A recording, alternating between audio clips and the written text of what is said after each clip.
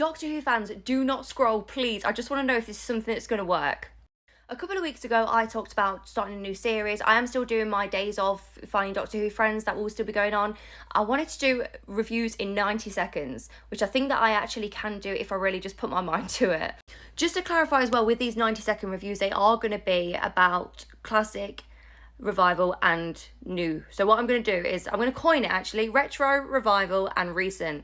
So classic, revival speaks for itself, and ones from 14 and onwards, as in Doctor 14.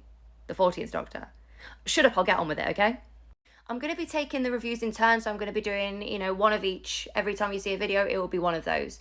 What I'm going to do as well, just so that you know that I'm not cheating or doing anything, is I'm going to set a timer too. So you probably can't see it. All I can see is my own reflection, which is jarring, but I'm going to start it right now. So the first one I'm going to be reviewing is Rose.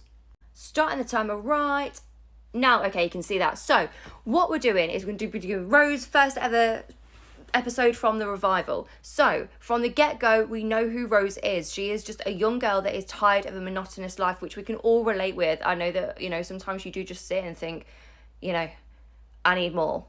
But I love that we get to see that in the first minute and a half of her. We just know what her life's about. Then the second that doctor turns up, grabs her hand and says, "Run," tell me that you didn't think that you knew that you were in for a treat and that we were in for a good time. Because I certainly did. And then, of course, we get to meet her family. We know what her mum's about. She's a bit of a flirt. We do love a bit of Jax. And we have that hilarious part where she's in her dressing gown and tries to basically come onto the doctor and he's just not having it. So I love that too. Then we get to meet Mickey too, who, you get a bit of a sense. He's a bit of a how do I say this? I've got 32 seconds left. He's a bit of a one who's, he's lovable and harmless, but a little bit useless at the same time until he miraculously becomes great at computers. But that's another story for another day. Breathe.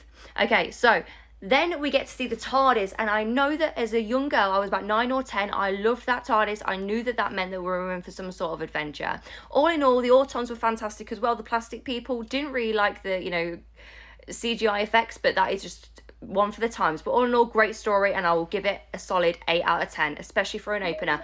My time has just gone, so you know that I wasn't cheating. Thanks a lot. See ya.